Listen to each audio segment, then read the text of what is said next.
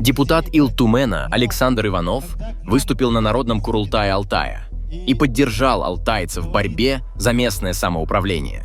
Кто бы он ни был, какой бы национальности он ни был, какой бы вероисповедание он ни был, но если он приходит и отнимает у меня земли, горы, реки, заставляет забыть мой язык, мои традиции, то он мой враг.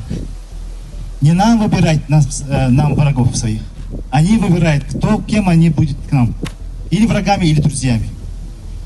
То, что сейчас происходит в Российской Федерации в последние годы, не только меня, но и всех сильно удручает.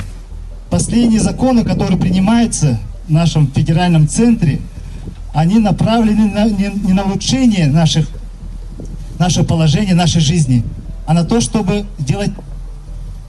Я не знаю, что они хотят, но начиная с закона о собаках и заканчивая муниципальным законом, они целенаправленно идут то ли на развал, то ли на уничтожение того, что у нас есть.